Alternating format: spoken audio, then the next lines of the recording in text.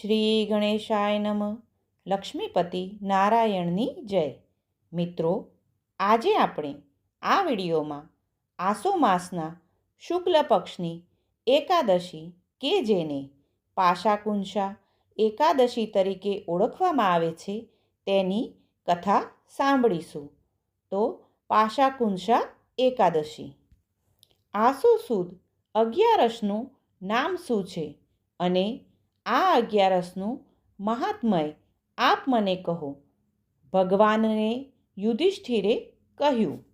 ભગવાન શ્રી કૃષ્ણ બોલ્યા કે હે ધર્મરાજ, સાંભળો.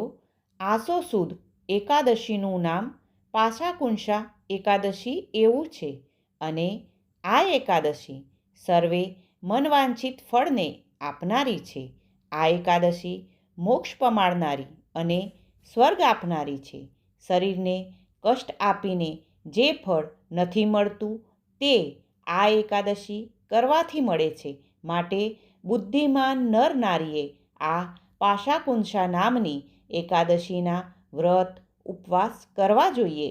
જાણે અજાણે ગમે તેવા પાપ થયા હોય તો તે સર્વ પાપોનો નાશ થાય છે અને યમરાજાના ત્રાસ સહન કરવો પડતો નથી.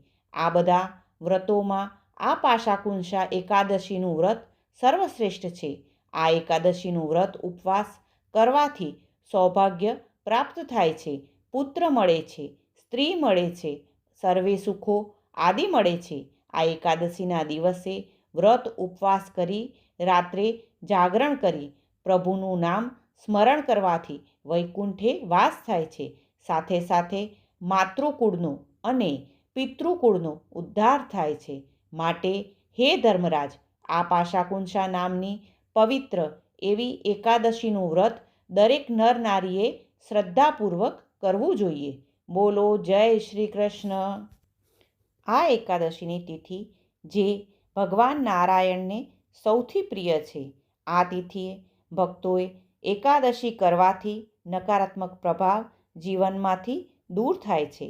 આ એકાદશીના દિવસે મનુષ્યએ ભગવદ્ ગીતાના પાઠ અથવા વિષ્ણુ સહસ્ત્રના પાઠ કરવા જોઈએ.